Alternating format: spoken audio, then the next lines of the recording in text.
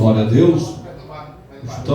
Vamos ler essa palavra oficial deste dia 24/12/2023, certo?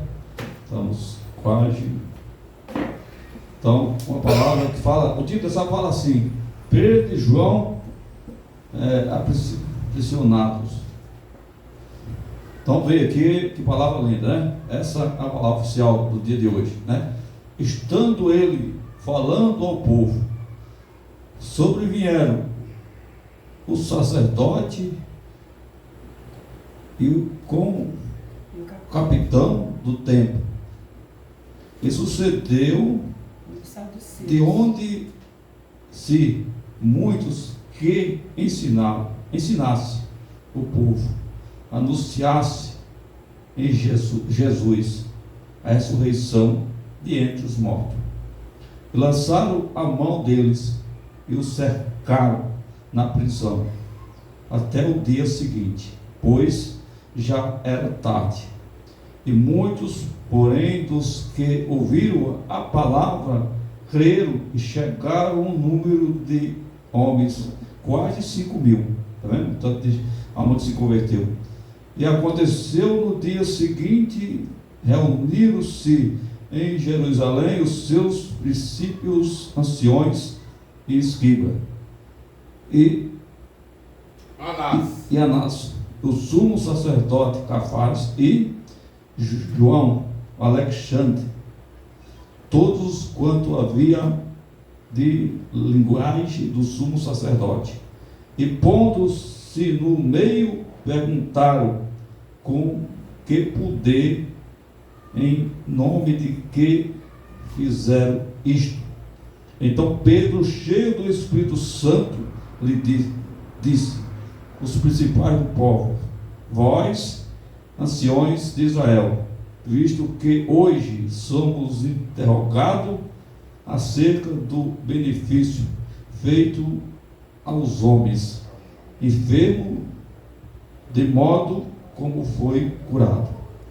Seja conhecido de vós, todos dele, todo o povo de Israel, que em nome de Jesus Cristo Nazareno, aquele a quem vós crucificaste, que Deus ressuscitou de entre os mortos, no meio disse, que está este que são adiante de vós, e eles e as pedras que foi rejeitado por vós, os edificadores que foi posto por cabeça da esquina, e nenhum outro há salvação, porque também debaixo do céu nenhum outro nome há dado entre os homens, pelo qual devemos se salvar.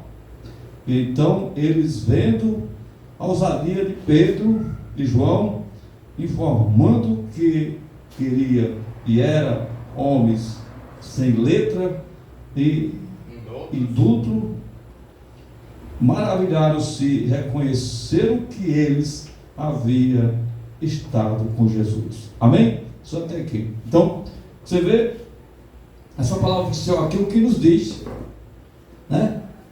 Que Pedro, depois de ter pregado, Pedro e João, depois de ter falado de Jesus ressuscitado, depois que o que aconteceu, então quase 5.000 homens aceitaram aqui a palavra de Deus, e por isso foram presos, e no outro dia foram interrogados pelas autoridades daquela época, foram colocados no meio das autoridades ali, e Pedro pregoou e desmascarou todo, ele falou na cara deles quem era que estava fazendo os sinais. Os sinais não é nós que estamos fazendo, os sinais é o Jesus que vocês condenaram e mataram, mas ele ressuscitou, e através do poder dele que nós estamos fazendo isso. Então você vê a coragem que tinha João e Pedro. Trazendo para o dia de hoje, é o que falta no nosso meio. Tem gente que não quer pregar uma palavra que ela vai gerar o que gerou aqui na vida de Pedro.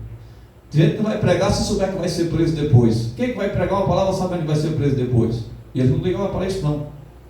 Aqui eles tiveram, aqui se cumpre a palavra de Deus, que quando Deus diz, quando você estiver no meio das autoridades, seja lá onde for, eu coloquei palavra nas vossas bocas, e aqui está se cumprindo o que aconteceu. Então eles ficaram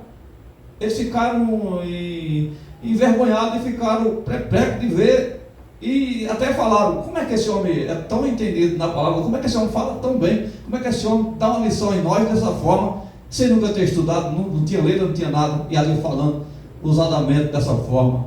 Então eles perceberam e vieram um reconhecimento que realmente era um negócio misterioso e que não podia ser deles, mas era de Deus mesmo.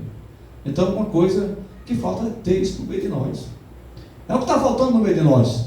E por que não está chegando isso no meio de nós?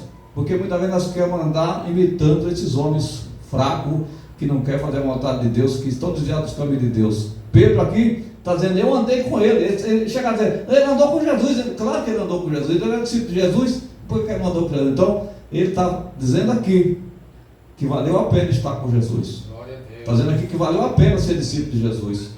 Nós pregamos na campanha dos escolhidos, e aqui nós estamos vendo um dos escolhidos, como Deus usou tremendamente. Um dos escolhidos, esses dois homens não tiveram medo, já estavam presos mesmo, foram prorrogados agora e colocados no meio das autoridades. Está vendo ele ali pregando no meio das autoridades.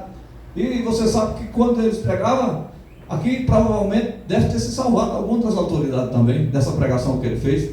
Porque quando Paulo também estava sendo interrogado em Roma, todas as autoridades botaram Paulo no meio dele, e Paulo também estava pregando ali. E até o imperador disse, tu quer nos converter? E Paulo falou, que bom se vocês se convertessem, porque era o melhor que vocês faziam, era se converter. Então, o que significa?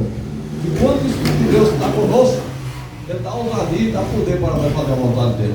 Porque está dizendo aqui que Pedro estava cheio do Espírito de Deus. Ele estava cheio do poder de Deus. Não está dizendo que ele estava cheio de outra coisa, não. Está dizendo que ele estava cheio do poder de Deus. Então o poder de Deus que tinha em Pedro, presta atenção no que eu estou falando, irmão. O que é do Espírito Santo de Deus que operava no tempo do povo de Jerusalém. O poder de Deus, o Espírito Santo de Deus que estava sobre Pedro, estava dando entendimento na palavra, que ele estava usando a palavra de Deus para falar do que fizeram com o mestre dele, com Jesus.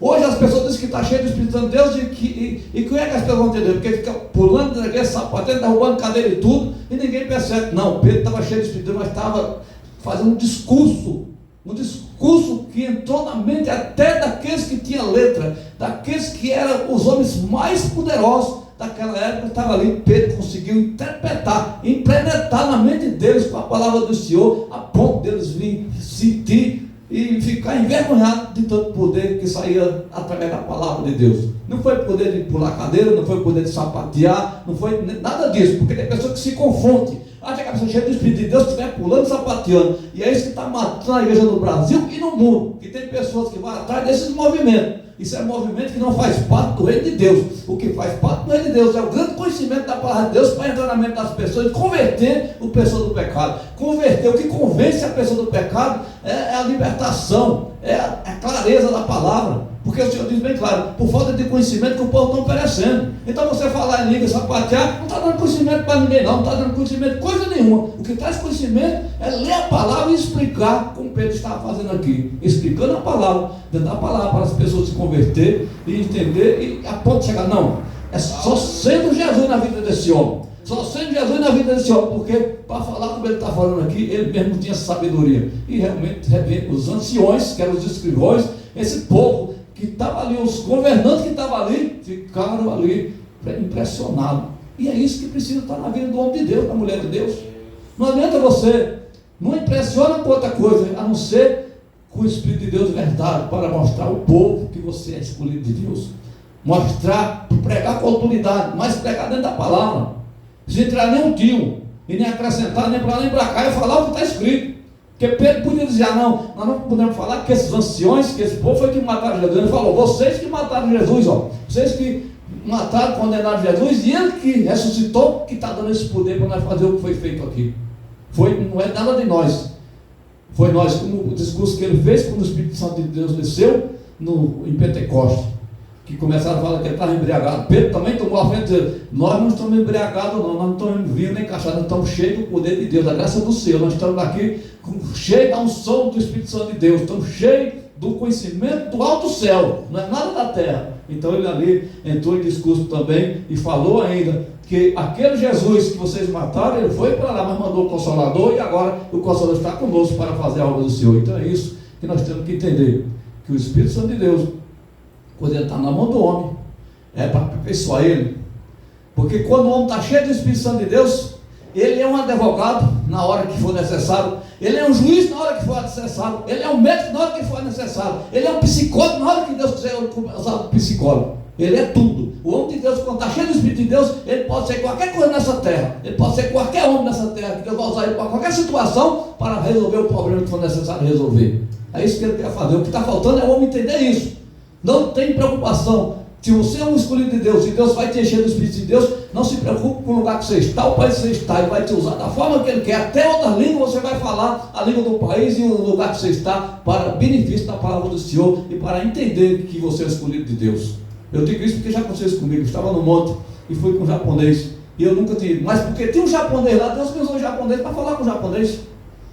Da forma que tinha, porque se não tivesse um japonês lá, Deus não tinha me usado para falar. Mas tinha um japonês que queria ver uma resposta de Deus, e ele falou, depois falou: pastor, foi bom ter vindo, porque Deus usou você japonês para falar comigo. Eu não sei nem o que é a língua japonesa, mas disse que eu falei do que ele queria ouvir e ele entendeu. Então o que importa é isso. Quando nós estamos em um lugar, Deus vai usar você conforme o que precisa naquele lugar. O que nós temos que ter coragem, não se intimidar com nada, mas dizer: Senhor, estou aqui para ser usado pelo Senhor. Porque Pedro, depois que se converteu de verdade, que recebeu o que Deus disse: Pedro, tu me ama? 3 vezes. Pedro disse: sim, Senhor. Então apacenta minhas ovelhas, apacenta a minha igreja. Pedro foi o primeiro pastor, e quando ele recebeu essa autoridade de Deus, ele não se envergonhou mais, não se acovardou mais, foi ali de cabeça e freio até o fim, e não negou mais o nome do Senhor. E é isso que precisa na minha e na sua vida. Nós estamos trabalhando.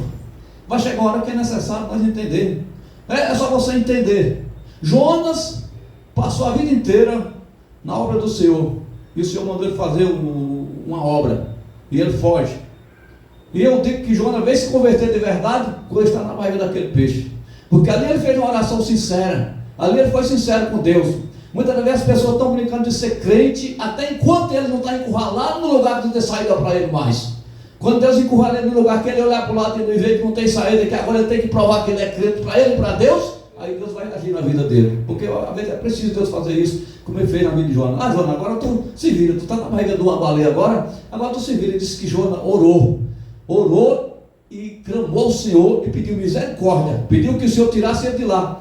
Pediu: Senhor, será possível que eu ainda tenha uma forma, eu ainda posso ver o mundo, eu ainda posso ver a luz ainda? E disse que ele fez uma oração tão profunda que mexeu o coração de Deus, e Deus ordenou que aquela baleia vomitasse na cidade de Nínive, na praia de Nínive, e assim ele fez a obra, e assim foi. Mas ele teve que ser confrontado, ele e Deus, como Paulo, que foi confrontado também quando estava no caminho de Damasco, desafiando o povo de Deus, e Deus também teve aquele encontro com ele. Então, todo homem precisa de um encontro com Deus para ele se converter de verdade. Se você não é convertido de verdade, um dia você vai ter que ter esse encontro com Deus para você ter essa conversão de verdade e essa concepção que Deus é com você e que você é com Ele. Amém? Que Deus abençoe os irmãos. Vamos orar agradecendo por essa palavra e vamos pedir a Deus que nós sejamos um Pedro.